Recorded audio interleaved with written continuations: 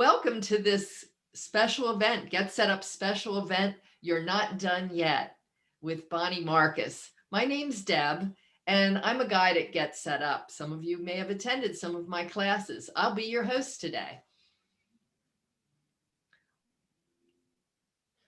As a community of active older adults who are looking to stay informed, Get Set Up is really thrilled to have Bonnie with us today to discuss gendered ageism. And before we get started, I just want to cover a few housekeeping items. For those who are tuning in live through our Get Set Up Zoom class, please remember to mute yourself during the heart of this conversation, but do keep your cameras on if you're comfortable doing so that we can enjoy connecting with each other and so that we can capture some images to share in the future. If you have a clarifying question that you have for Bonnie while she's speaking, let us know that in the chat. And what we'll do is our best to call those questions to her attention. We're also going to take questions directly from you to Bonnie in the second half of the hour. So at about 20 till, we'll be taking your questions. For those of you who are joining via our community live stream on Get Set Up TV or on Facebook or on YouTube, you are welcome to enter questions into the chat as well. We're going to do our best to get to everyone's questions. So now on to our special guest. Bonnie Marcus has a master's in education, and she's an award-winning entrepreneur, a Forbes contributing writer, and an executive coach. She assists professional women to successfully navigate the workplace and promote themselves to advance their careers. With over 20 years of sales and management experience, Bonnie's extensive business background includes CEO of a ServiceMaster company and VP of sales at Medical Staffing Network and two other national companies in healthcare and software industries. She's held executive positions in startup companies and Fortune 500 companies. Wow. Bonnie started her corporate career at an entry-level position and worked her way up to the top of a national company. Her passion is now to help other women embrace their talent and ambition and to step into their full potential and workplace power. Bonnie shares her message globally through speaking engagements, through live and also virtual workshops, blogging, and her popular podcast you might want to check out, Badass Women of Any Age. At any age. Wow, love that one. Bonnie's book, The Politics of Promotion, How High-Achieving Women Get Ahead and Stay Ahead, provides a roadmap for women to navigate the complexities of the workplace and position themselves for success. Her second book, called Not Done Yet, How Women Over 50 Regain Their Confidence and Claim Their Workplace Power, shines a light on gendered ageism in the workplace and gives women the tools and the voice to defy ageist assumptions, to stay marketable and keep their job. Now, I want to just remind you that 5 of you are going to win a copy of Not Done Yet just by attending today. So stay around till the end. We're going to announce our winners at the very end of this session. A certified coach, Bonnie has been honored by global gurus as one of the world's top 30 coaches in 2015 through 2021. She's been acknowledged as one of the top 100 keynote speakers in 2018 by Databird Research Journal. Bonnie received a BA from Connecticut College and a Master of Education from New York University. We are so fortunate to have you with us here today. Welcome, Bonnie, to Get Set Up. Hi, hello, everyone. And really, it's a pleasure to be here and to be a part of your community.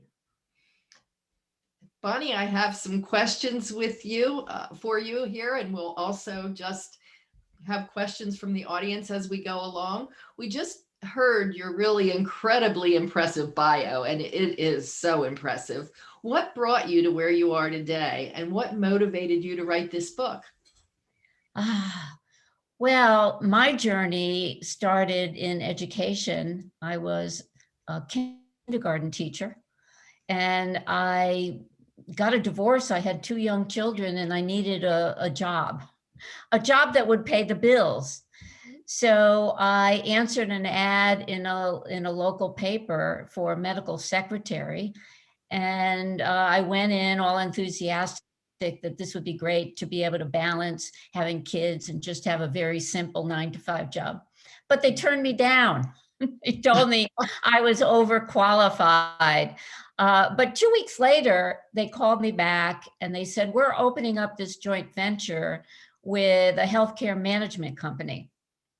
And it's going to be a cardiac rehab center with the management company and about 30 docs, and they're looking for somebody to run this. Do you want to come in and interview for it? And I was like, sure. You know, despite the fact I had no qualifications whatsoever to do that at that point. But they took a chance with me. They gave me the job. They trained me. And then in a year and a half, I was running 11 of those centers up and down the East Coast in the US. So that was my entry into business. And gradually I did make it up to the C-suite. It wasn't a direct climb by any means. There were lateral moves, there were missteps, there were step backs. But it was a journey that I learned a lot on the way.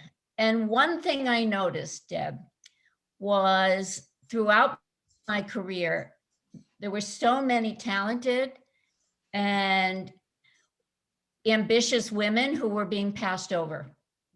And they were being passed over because they didn't know how to build influence. They didn't know how to advocate for themselves.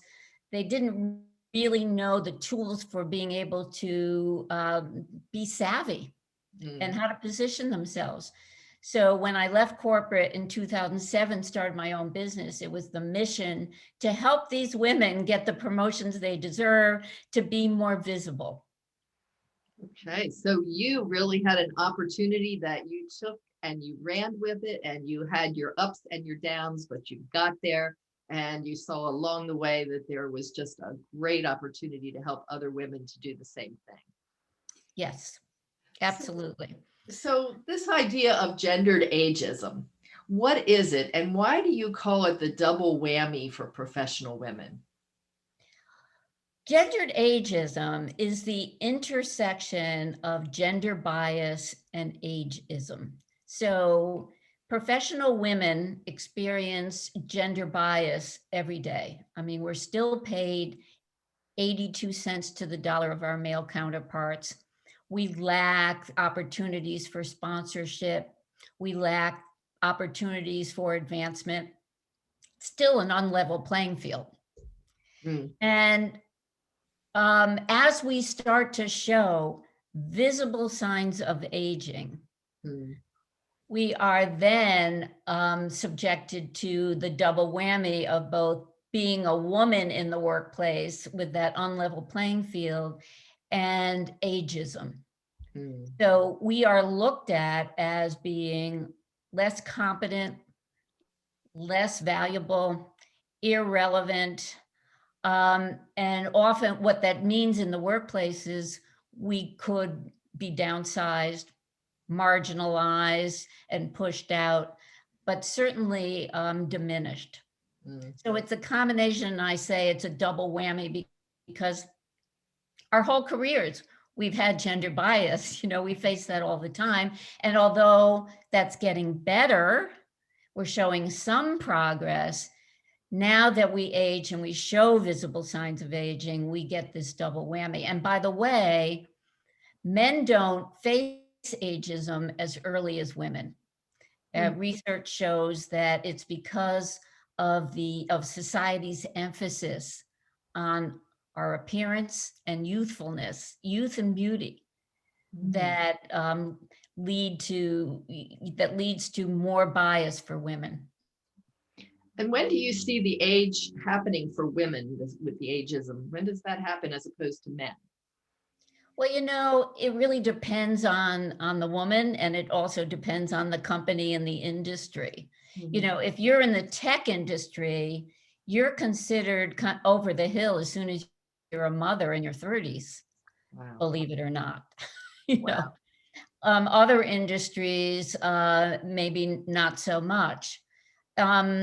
So one of the women I interviewed in my book was a VP in the fashion industry. And in that industry, she felt tremendous pressure to look young Mm. in order to keep her job. In fact, she told me she had panic attacks. She'd wake up at 3 o'clock in the morning with panic attacks, thinking that somebody's going to find out her age. And she was 62. And then what do I do? Because it's going to be, how am I going to get rehired? Another woman that I share her story in the book was also around 60, and she was in commercial real estate, and she just had eyelid surgery. And she said, I need to do that. This is an investment in my career for the next 10 years, because in this industry, women need to look fresh. And if you look at the track record of the women who age well and versus those who don't. So there's all this pressure. And I think it really depends on the company, but pretty much I saw it anywhere from 40s up through 60s. Wow. It's very daunting. Cons- I know. Well, and of course I start the book by saying how angry I am at this. It's so unfair. And that's really, one reason why I wrote the book. It's just because this is under the radar, Mhm. that a lot of people don't realize that women are experiencing this. Yeah. So why do you call this the next hashtag Me Too movement for women? I call it the next Me Too, because if you remember, before the Me Too movement, women experienced sexual abuse, harassment in the workplace, and they remained silent about it. Why did they remain silent? Because they felt they didn't have a voice. They didn't want to bring attention to themselves, and they didn't feel that they had any legal rights to do that. And so as I was writing this book and doing the research for the book, I recognized the similarity here. In fact, I wrote an op-ed in the Chicago Tribune about this, because I noticed that women in this age demographic were very hesitant to come forward and talk about their experiences. They also remained silent. They didn't want to bring attention to themselves or therefore their age, for fear that there would be repercussions because of it. Mm-hmm. They certainly didn't want to file complaints. They didn't know how to do that. They would, feared certainly that they would lose their job if they went to HR. So they didn't know their rights. And the current law, the ADEA, is so easily circumvented by companies who can claim a whole bunch of different reasons why they're pushing you out the door, that it's very difficult to prove that it's actually age and gender related. So a lot of these women are suffering in silence, and that's very similar in my mind to the way we were before Me Too.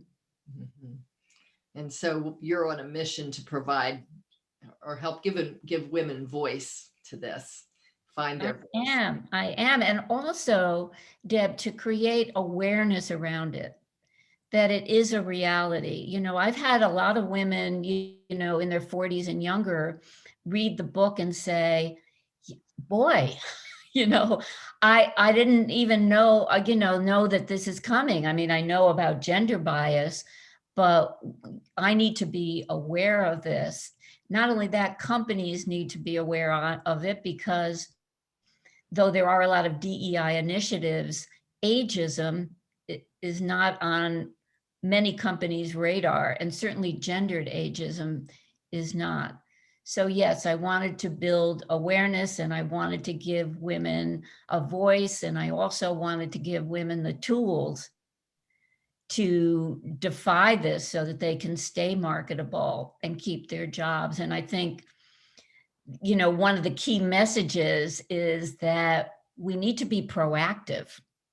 Mm-hmm. Mm-hmm. So what are some of the common ageist assumptions and stereotypes out there that we need to be aware of so that we can be proactive? Well, some of them may be, I'm too old to get promoted. Mm, I'm too old to compete or ask for a raise. Right. mm, I need to look young in order to succeed. mm, I'm irrelevant. It's too late for me to learn anything new. Um, Older people don't have the stamina or the energy. They aren't as invested in their jobs. So a lot of these ageist assumptions that our society have been disproven by a lot of research. For instance, if you look at older people can't learn new things. There's a 40-year research study that showed that women who were in their 50s and 60s scored the highest in inductive reasoning and brain flexibility. And so all of these things that are reflected from our society in the workplace that lead to different practices and policies have been proven to be false. mm. Okay. And it sounds like these are assumptions and stereotypes that are held by organizations and society, and that we as women have just taken those on and believe them ourselves. So we have to overcome our own feelings and assumptions about ourselves in this respect as well. One of the things that I learned about myself writing this book is that I'm ageist. We all are. And it's so ingrained in our society that we don't even recognize it as such. First of all, it's one ism that we all have in common. If we're lucky, we're all going to age, right? So outside of all the other, sexism and racism and all these things which we don't all have in common, ageism is one thing that should be able to bind us together. Yet in our society, we don't look fondly upon our elders. We don't have respect. And we do begin to see them as being irrelevant. And not only that, if we really want to be straight about it, sometimes as a joke, right? Mm-hmm. How many of you lately have gone to buy a birthday card for a female friend or relative, and you go and you look at the selection of the cards, and it's like, you need a few glasses of wine to deal with this birthday, or where your keys are and everything. And it's like, ha, ha, ha. But we don't realize, wow, that's really ageist. If people would say to me, Bonnie, you look young, or you look great, parenthetically, they're leaving out for your age, Mm-hmm. I would take it as a compliment. And then I realized that's really ageist. How am I supposed to look? Mm-hmm. So it's so ingrained in our society that, yes, we internalize a lot of these ageist beliefs. And the real danger when we do that is that it affects our behavior. It affects the way we show up in the workplace. It affects our confidence, our self-esteem. And therefore, some of these ageist assumptions and beliefs sabotage our success in the workplace. Yeah, very much so. Can you give some examples of that internalized ageist assumptions and stereotypes from your book, from the interviews that you did? Yeah. So if you believe that you need to look young to succeed, right? You're not necessarily going to create visibility for yourself. Mm, You're not going to call attention to yourself if you're showing signs of aging. I mean, I don't care what you do, eventually you're going to show signs of aging. Um, Things like that, where you won't create visibility. If you believe that you are too old to get promoted, you're not going to do the kinds of things you need to do to get promoted. It becomes a self-fulfilling prophecy. So you're not going to raise your hand and share your ideas. mm, You're not going to create visibility for yourself. You're not going to speak up in meetings. You're not going to volunteer for special projects where you would have more visibility and create influence. So we tend to, when we believe things like this, we tend to sideline ourselves. We tend to marginalize ourselves and keep ourselves small. mm. And in doing that, it becomes a self-fulfilling prophecy. Well, then you're not going to get the promotion. Exactly. People aren't going to believe that you're valuable, that you're relevant, that you are a valuable contributor.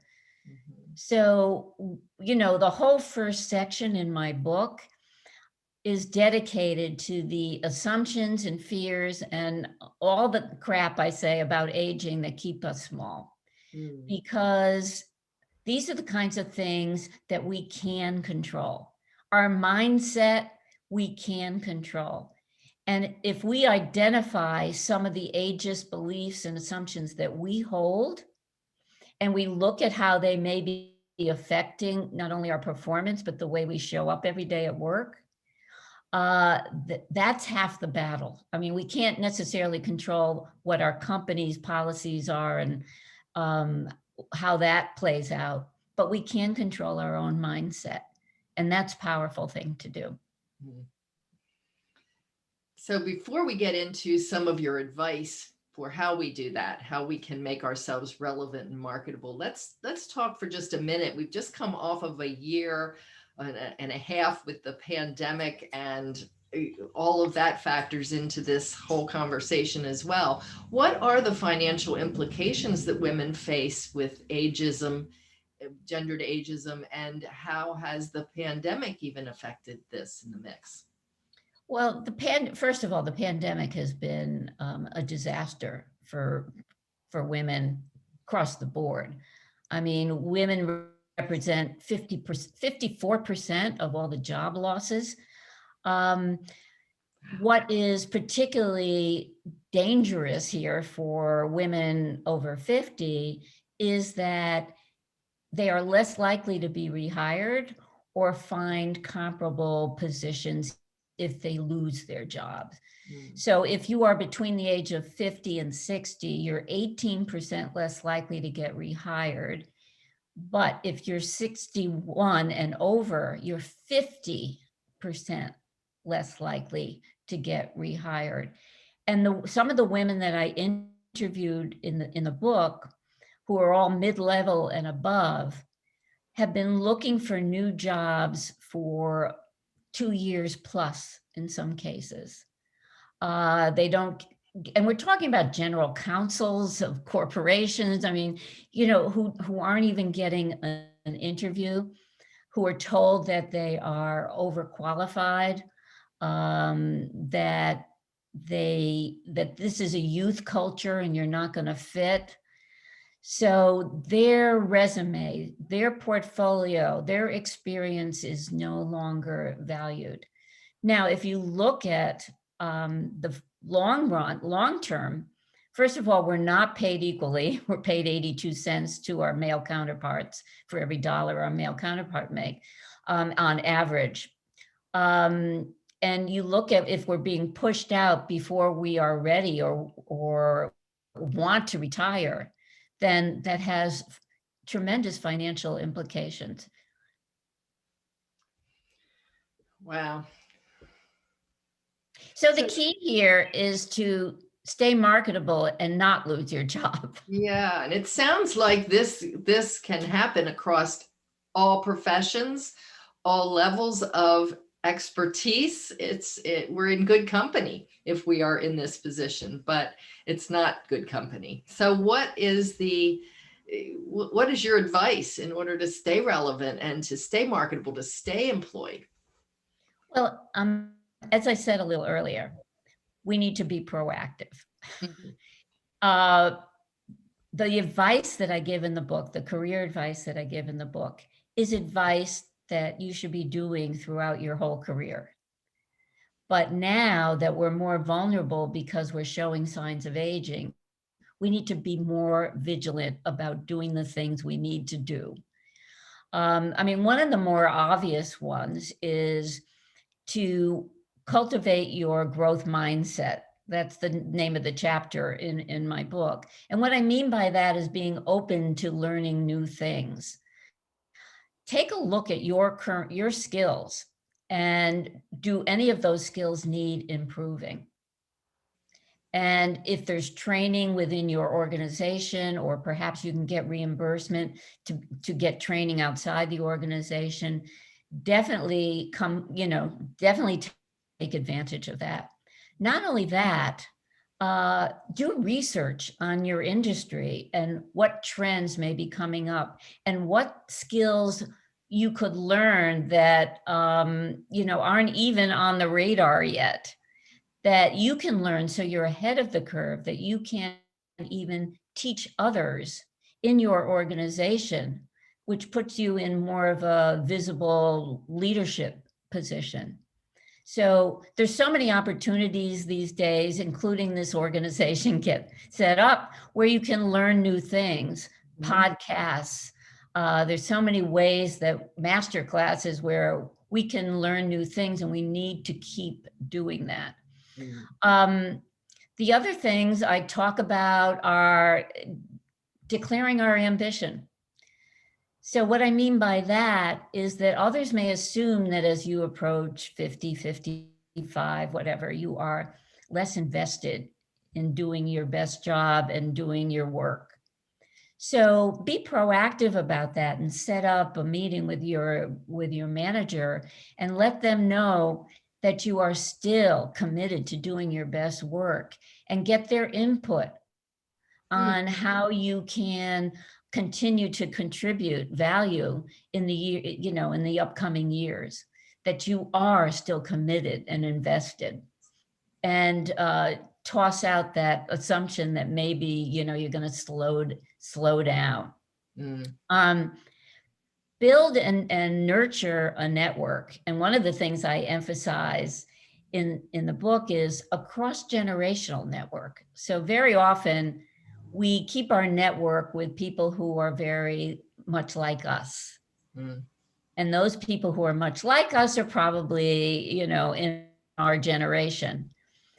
But if you look for ways to connect with younger colleagues, you will find that expansive network gives you not only more visibility across the organization, but the opportunity to learn new things from each other. So if you can build mutually beneficial relationships with your younger colleagues, you get to learn from them, they get to learn from you. And also mentoring opportunities. Mm. Advocate for yourself and for your team and for others. Understand how your work leads to positive business outcomes, and how you can, in fact, help your team and your organization reach their objectives.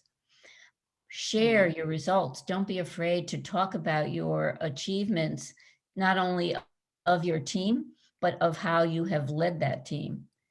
So very often we stay silent and we let everybody else advocate, but we don't take responsibility for doing that ourselves.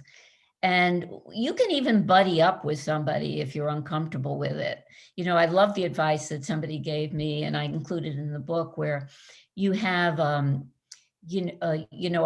self-promotion buddy, where once a month you get together with another woman and you share what you've been able to achieve that month with each other, and then you go out and you talk it up for the month for each other. And then a month later, you get back and you learn new things about what they've done, and you go out there and you share those. So there are a lot of ways where we can learn how to advocate for ourselves and for others. What a great idea. Continuing to learn, lifelong learning, which is what we talk about here at Get Set Up, being lifelong learners and learning how to advocate for ourselves. What a concept. And there is, I think, a power in the age that we are. We have learned a lot. How do we own the power of our age? What tips do you have for that? Yeah, I mean, I found in doing my research and a lot of the interviews I was doing that women were kind of apologetic about their age. Mm, And again, I think that our mindset is so important that mm, we need to shift that. And some of the advice I give for doing that is, first of all, look at all the battles that you fought and won. If you look over the course of your life and your career, you've learned a lot, and you've had to overcome a lot. And it's important, I think, that we celebrate that. We celebrate all our achievements. We celebrate how we've been able to pick ourselves up and get back on track and acknowledge that in some cases it was super, super challenging, but we did it. So I think, certainly owning that. But one powerful exercise that I recommend to a lot of my clients is to sit down, unplug, put your feet up, grab a glass of wine if you need it, but definitely unplug and write down the current story that you tell yourself about yourself. I mean, be really truthful. mm, What are you telling yourself about yourself? Are you saying, you're not young enough, or you don't look young enough, or you're going to get ahead, or my boss hates me, or, what are these stories? mm, Because when we are really truthful and we write it down and we look at it, we can then evaluate whether or not that story mm, supports our success or sabotages our success. And if in fact there's a lot of negative chatter there, we then have the opportunity to rewrite it and to write a more empowering story that will support our success. So it's a real eye opener. I do this with a lot of my clients. And when they're really honest and they sit down and write that current story, it's a huge aha moment. It's like, wow, that has to affect the way I show up in society, in my relationships, in the workplace. And I need to shift it. Once you write a new empowering story, mm. you can then write some positive affirmations from that. You can read your new story every day.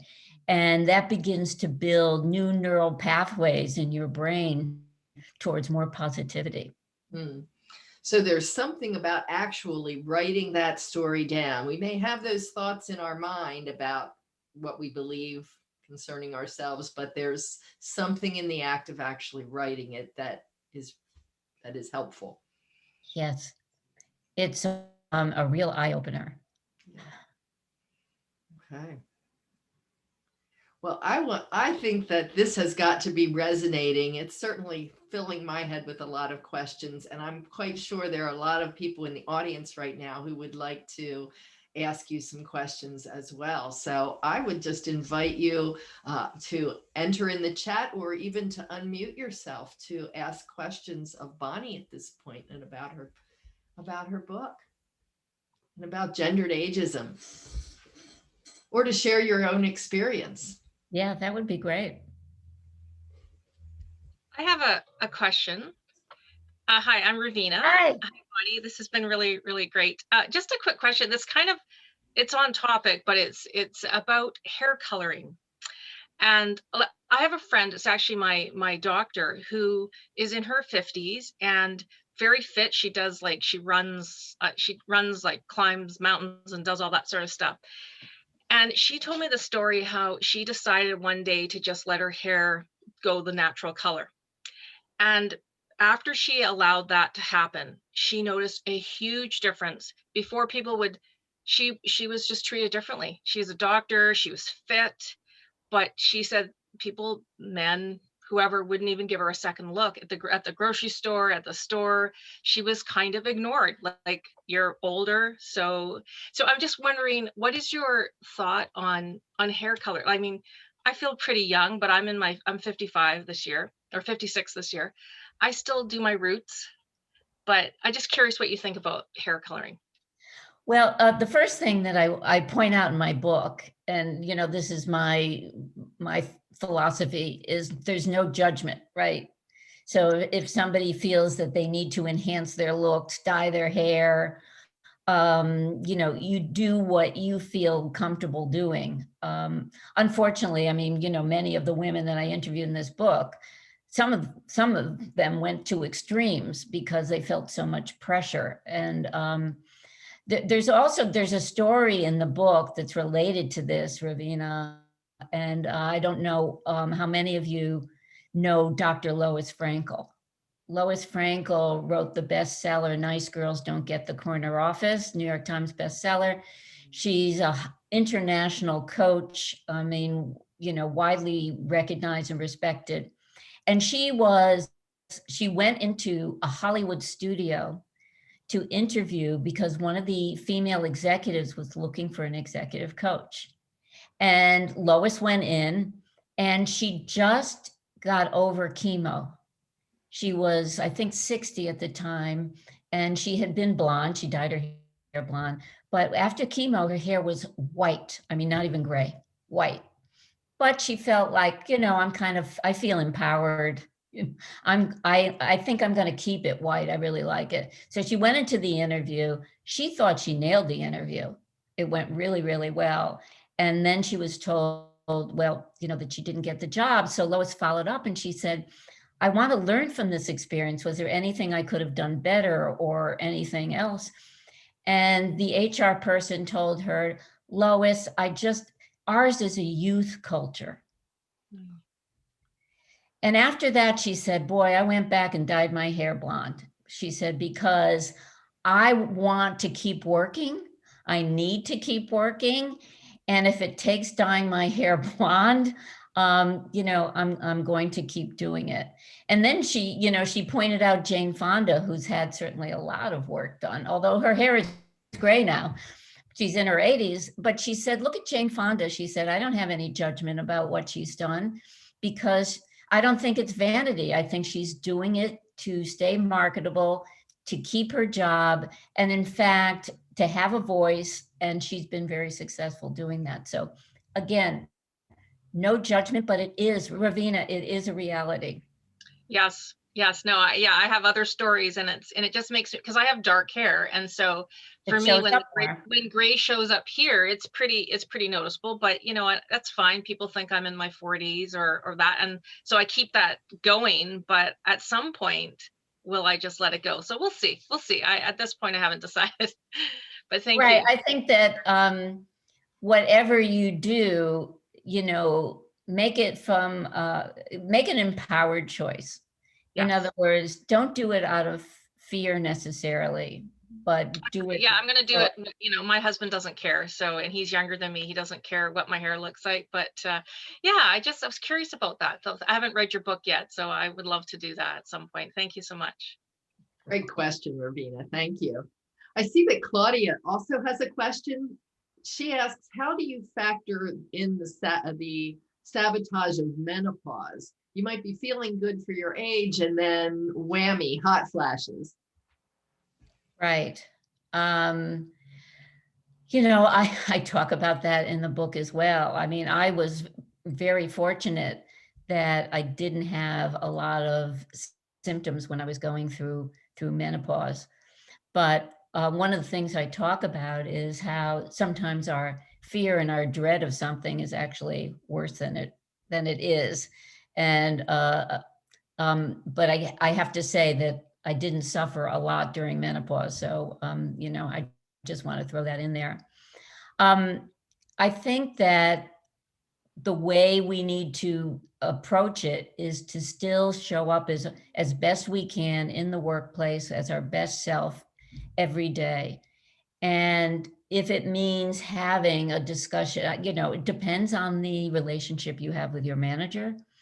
If there's some days that you feel, you know, that you're not feeling well as a result, um, if you can have a direct conversation with your manager or with your team about it, then I think that's the best way to do it, rather than try to hide what some of your symptoms may be. Yeah, I interviewed a woman who was in financial services who said, you know, her hot flashes were terrible. And there were times that she was giving presentations and it was very difficult for her. But she kind of powered through it. And so I think it's either being transparent about what's going on. You know, again, it depends on your relationships in the workplace and how you feel about that, doing that. And Claudia goes on to say, but men don't have any of these pressures. It's so maddening. Well, that unlevel playing field gets more unlevel as we age. Mm-hmm. And it does really get to me. Yeah, yes. So N, I'm not sure who N is, but N has said, does the age attitude differ between Europe and the United States, Bonnie? Ageism really varies depending on where you live. It does. Even within the United States. For instance, if you live in the Northeast, or you live in Florida, there's more age discrimination in those areas of our country. I live in California, and I can't believe California is not at the top of the list for ageism because it's such a youth kind of attitude here. But yeah, it depends. And there's some areas in Europe, certainly Asia, other cultures like that outside. So here's the thing. The more individualistic the society is, the more there is ageism. The more group-oriented, collaborative, harmonious society is in that country, there's less. So I guess I'd ask, what is there an example that you could give of a country that has minimal ageism, gendered ageism, or less than most? Is there one that you would point to? I would say, you know, Asian countries. Okay. Japan, Korea have less. Okay. And I do have another question here. Do you think, this is interesting, do you think ageism will change with new generations stepping in as the Gen Zs get older and we have new generations coming up? What do you think will happen? Well, it's not a given. And I think that, well, first of all, let me clarify one thing. Ageism isn't just about getting old. Ageism is throughout all generations. So younger women also face ageism. I've had many clients come to me and say, how do I get a promotion? Everybody tells me I come across as being too young or I look too young. And then as we enter into motherhood, if we choose to become mothers, we face the parenthood penalty around, you know, so it's all really age related. Although we, you know, certainly as we approach 50 and beyond, that combination is probably much more challenging to deal with. But it's not a given. And one thing reason why I want to bring more awareness to this is that the more awareness, over time, similar to Me Too, right? As we begin to bring this forward and out of the woodwork, then there's going to be less acceptance of it. But I really believe that one of the ways we are going to counter ageism is by having conversations between generations, cross generations, because it's really what we tend to do is we put people in categories based on their age, their gender, sexual orientation, their race, right? And then we make assumptions about them that really dictate our behavior, our perception. And it isn't until we really get to know people one-on-one that we can really push aside some of these assumptions. And I'm sure you all experienced this with people of different ages and races and ethnicities, that like once you get to know them, some of those assumptions go away. And so I believe that the key to getting over some of this ageism is to facilitate cross-generational conversations Mm. where people can connect one-on-one and learn that, wow, that Gen X person, that millennial is really a great person who has a lot to offer. And they then also learn about what you can offer them and your wisdom. Great question and an enlightening answer. As we get to know each other, when we make room for understanding the other, we can appreciate and involve and make opportunities for everyone. So there's one last question here that is in the chat. You talked about how our culture doesn't show a lot of respect to our elders, which feeds into our ageism. Have you done any research or thinking about cultures that honor their elders more, and how ageism and gendered ageism shows up there? I haven't, but it's interesting that you wrote that, because today, before I got on the call, I was writing out the things that I want to research on an ongoing basis, and that go really beyond the book, that have sparked my curiosity, and as well as what the history is of gendered ageism here. That I know something about. I mean, if you look at our fairy tales, oh my goodness, it's the old wicked witch who's ugly, with warts, it begins to shape our mindset around older women and the way they show up. So I haven't done that specifically, but I do know that Asian cultures have a lot more respect. My son-in-law comes from Vietnamese descent. His parents are Vietnamese, and he was born here. But he grew up, his grandmother raised him. His parents were working, and his grandmother lived with them and raised them, and tremendous respect. So I believe the place to look is Asian cultures. And then the place to look here is some of the ways that we have fostered this kind of bias. Thank you. Thank you. Wow, great. Just great information, great dialogue, terrific questions from the audience. I'll just take one more check in the chat to see if there's anything else. Barbara has her hand raised. Oh, yeah. Okay, Barbara. I've done research in South Africa with tribal women, and the only so-called symptom they report of menopause is increased libido. And that's because at that point they get respect and they can become a chief or a healer, and they're not required to look young. And so in Africa, there are also societies where elders are respected, and it affects how people experience menopause, actually. Wow. Would you connect with me afterward? I would love to learn more about that research. Okay, sure. Thank you. Thank you for that addition. And it looks like now we're nearing the end of our time together, and it's time to start wrapping things up. So as you know, 5 of you lucky attendees are going to be winning a free copy of Bonnie's book. Not done yet.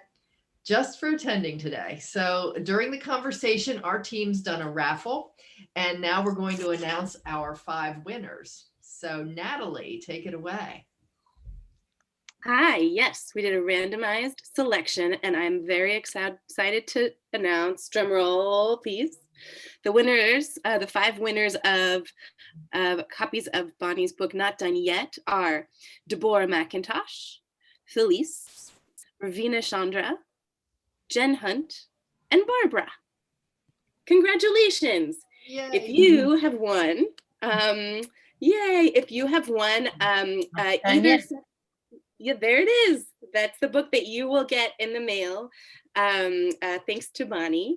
And please either send me a private message in the chat or stay on a little bit after the end of the session, and I'll make sure that I have your contact information to get you your prize.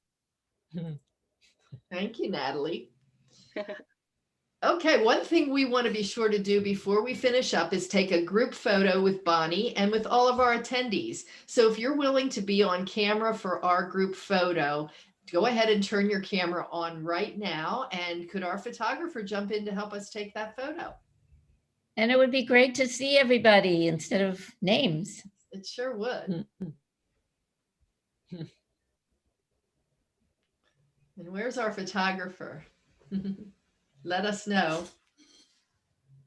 All right, I can be our photographer here. All right, everyone smile. 1, 2, 3. Thank you. Okay. Thank you. Thank you. Okay. So we're going to come back to our slide here. And I want to just thank you, Bonnie. It's been wonderful having you here today and learning about how to stay relevant as women in the workplace. So thank you so much. I learned a lot today. Thank you for the opportunity to talk about this topic. So if you want to continue learning from Bonnie, you can check out her website, and that's going to be in the chat box and with materials that we send out to you. It's www.bonniemarcusleadership.com. And she can also be reached by email. And all of that is in the chat. Bonnie at bonniemarcusleadership.com. She's on Twitter. She's on Instagram at self-promote. And you can read her articles on Forbes too.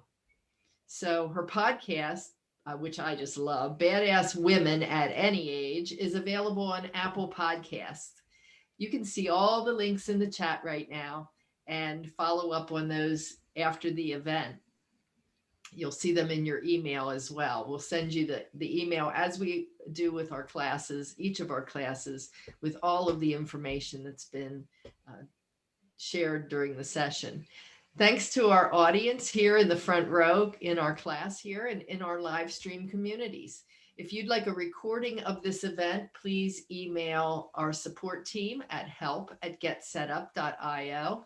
And if you're new to GetSetup, we really hope you've gotten a taste for what we do. We have over 300 online classes weekly. They're all designed for older adults. We're all lifelong learners here, and they're taught by older adults.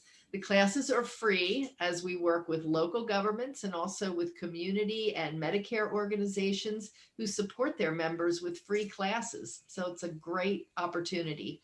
I also want to draw your attention to our business and our entrepreneurship classes on GetSetup. It's especially appropriate given the topic that we were just talking about. And if you like this event, one of our other classes might be for you also. So look for the link to sign up for these classes in the chat. And here on Zoom, we'll be here and on live stream and at www.getsetup.org. You can check us out and look for all of those classes.